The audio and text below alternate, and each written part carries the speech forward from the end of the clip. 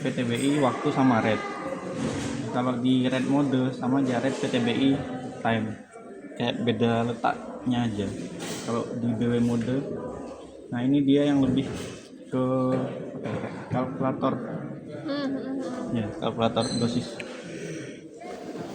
Pelajari sendiri mungkin nanti lebih pinter ya, aku nggak pernah megang yang kirim pam yang ada dosisnya, jadi aku nggak kebayang caranya itu gimana.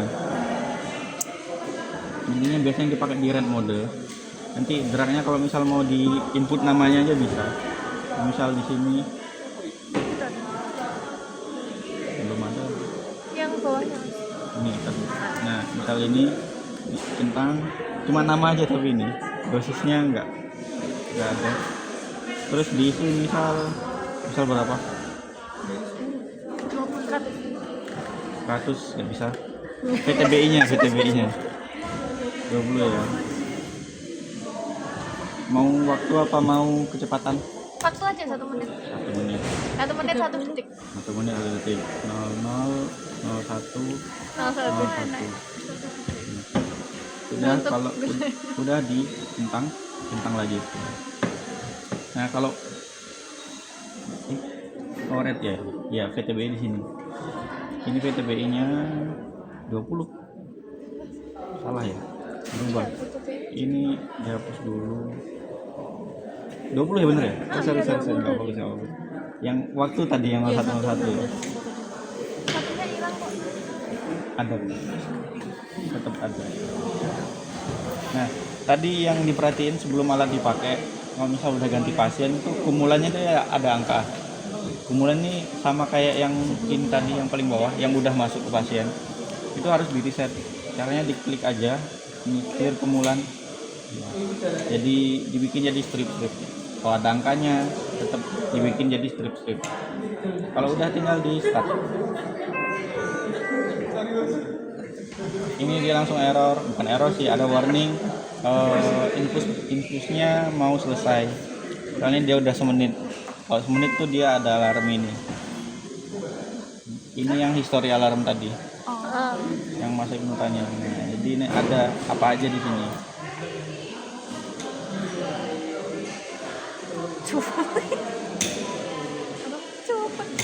Cepet. Cuman gitu. Rate-nya 1000 soalnya.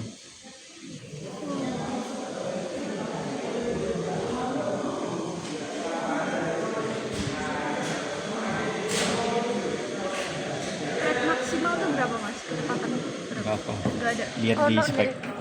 Oh, nih. Iya. Aku belum buka soalnya. Apa katanya? Rate-nya maksimal berapa? Nah, selesai di confirm. Terus cara push, kalau yang ini cara pushnya tuh ditekan sini, tekan aja yang lama. Kalau dia ditekan lama dia nge-push, kalau dilepas nekannya dia langsung berhenti. Kalau yang itu di SP itu caranya kayak gitu. Bedanya sama ini, kalau ini cara pushnya ditekan dulu push, ini push ya. Terus bisa disetting pushnya itu kecepatannya mau berapa, terus jumlah yang cairan yang di-push itu berapa. Nanti dia otomatis berhenti di jumlah yang ditentukan, misal mau 5.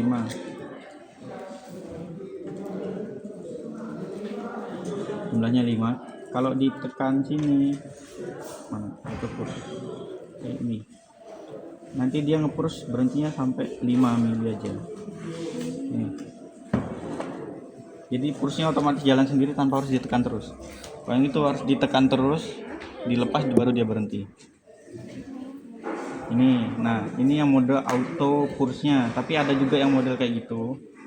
Dia yang manual push. Manual push itu ditekan ini. Pas ditekan dia nyala pushnya. Tapi kalau dilepas dia pushnya berhenti. Nah.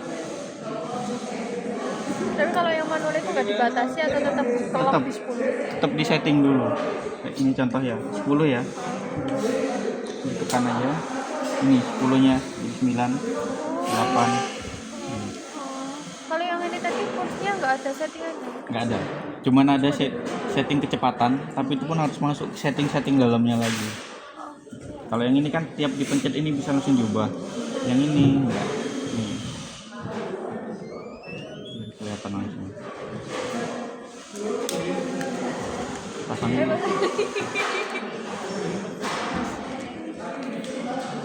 Ada gimana sih pertanyaan kan ada open gitu sebetulnya. Coba aman, aku juga on. Purge itu kan artinya dibersihkan. Purge. Kayak purge kan artinya membersihkan, dibersihkan. Nah, kalau di konteks ini purge itu apanya yang dibersihkan? Dorong, dia purge di sini konteksnya itu dia ngedorong. Jadi kasus sebentar, selesai dulu.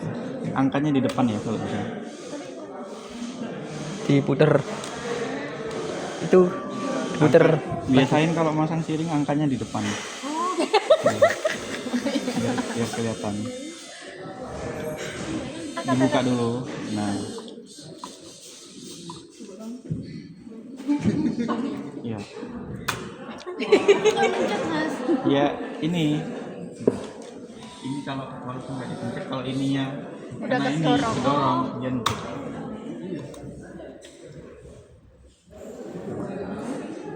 Gampangnya tuh yang dipasang itu dulu, baru yang tuasnya. Oke. Itu baru didorong. Nah.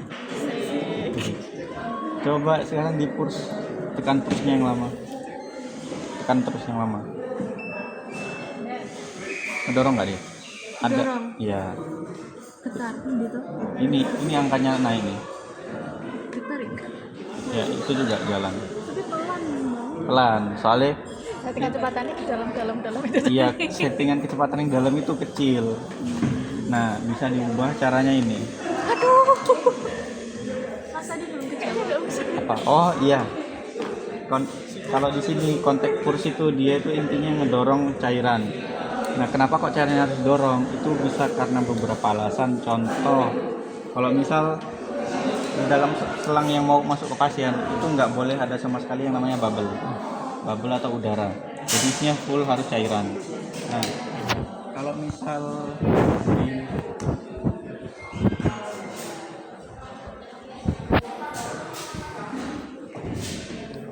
ini aku contohin pakai ini ya. Anggap aja ini siring. Nah, ini ujungnya yang masuk ke pasien. Saat ini terpasang ke pasien, di sini ada bubble. Nah, ini kan harus dikeluarkan dulu.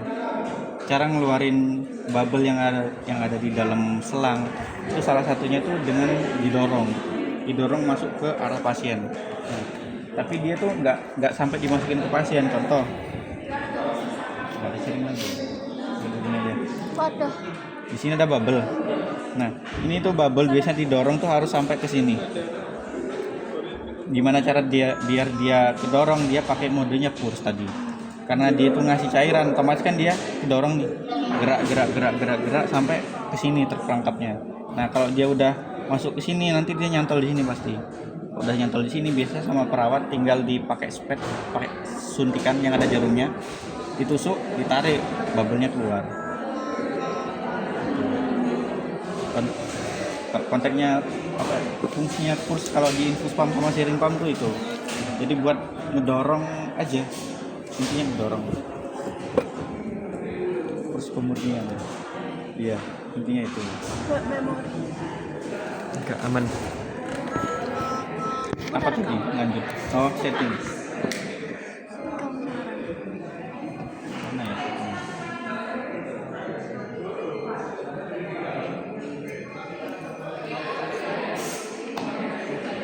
Memorinya nggak penuh. Enggak, 35 jam lagi. HP-nya anyar sih. Ngeri. Pantesan kok. HP anyar kok gini.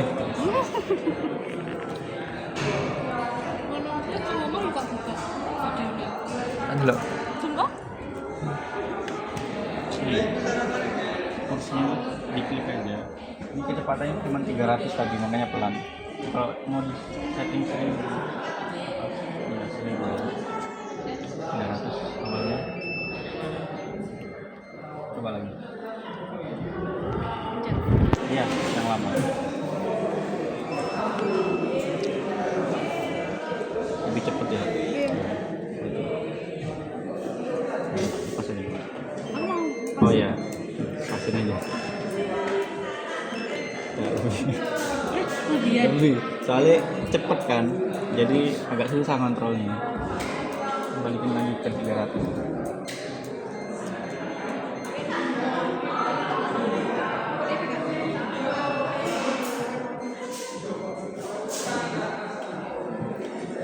Ya, udah. udah selesai. Ini perlu dikalibrasi berapa lama sekali?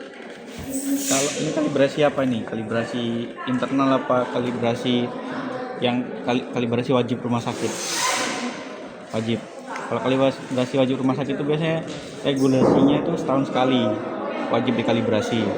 Nah, terus kalau alat baru gimana? Harus langsung dikalibrasi yang setahun sekali itu apa enggak? Itu nanti tergantung kebijakan rumah sakit ya. Biasanya orang rumah sakit lebih ngerti. Biasanya itu ada aturan kalau misal alat baru itu nggak harus langsung dikalibrasi ke pihak ketiga kayak BPFK atau LPFK atau ya lembaga kalibrasi. Soalnya dia udah ada kalibrasi internalnya, udah ada data kalibrasinya intinya. Nah, data kalibrasi itu berlaku sampai kapan harus dikalibrasi itu aku kurang tahu. Nanti mungkin rumah sakit lebih tahu. Cuman kalau ditanya ini harus kalibrasi berapa maksimal berapa lama mas? Bilang aja kayak biasa aja bu, setahun sekali emang semua alkes itu harus dikalibrasi. Udah sampai situ aja jawabannya. Nanti kalau misal ini mau dikalibrasi, misal pas baru mereka baru beli langsung mau dikalibrasi ya nggak apa-apa, biar dapat stiker hijau kan biasanya. Tapi kalau misal mau dibiarin dulu sama mereka mau dipakai karena mereka punya aturan yang kalau alat baru yang penting ada data kalibrasi yang aman bisa dipakai ya silakan.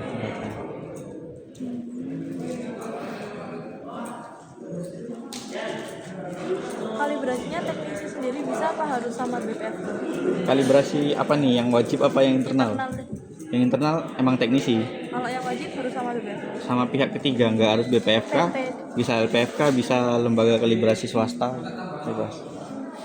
Cuman kalau kalibrasi internal pasti pihak kalibrasinya yang pihak kalibrasi ketiga ya itu pasti nggak mau settingin, pasti dicari teknisinya. Kayak misal mereka kalibrasi masih ini label merah nggak masuk nilainya, suruh benerin dulu. Nah, orang rumah sakit biasa nyari teknisi vendor disettingin biar nilai bener, baru dikalibrasi ulang sampai labelnya itu.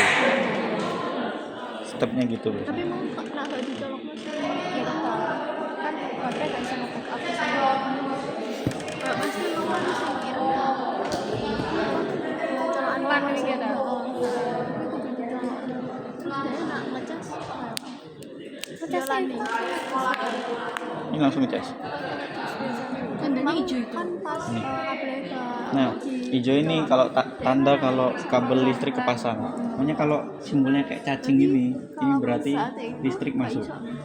Pasang. tetap beroperasi bisa tapi kan dia ada waktu untuk itu lebih baik Sini, biasanya lagi kalau di sini nggak ada kayak gini. berarti kalau di mau cuma kayak mau ngasih Ya, tahu gitu. nah Di sininya di sini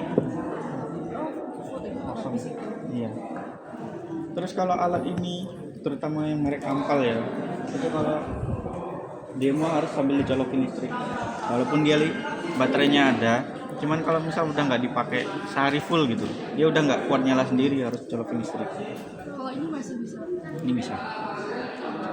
Bilang kalau misal ditanyain customer, loh jelek berarti mas kalau harus colokin listrik, ya bilang aja itu safety.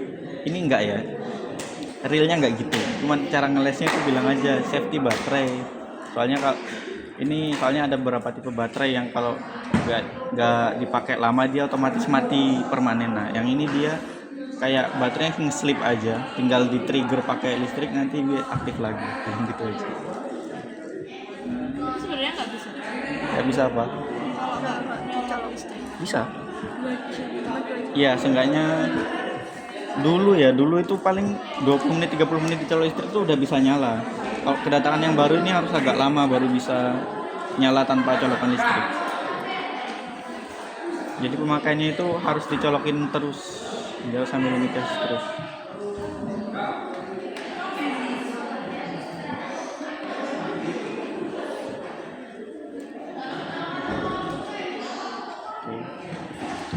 Yang kemarin makan duduk di depan sini PS tak? Iya. Kayak tak lihat anjir kok malas banget ya. nggak ada duduk Nggak ada juga. Wes, kalau saya sih,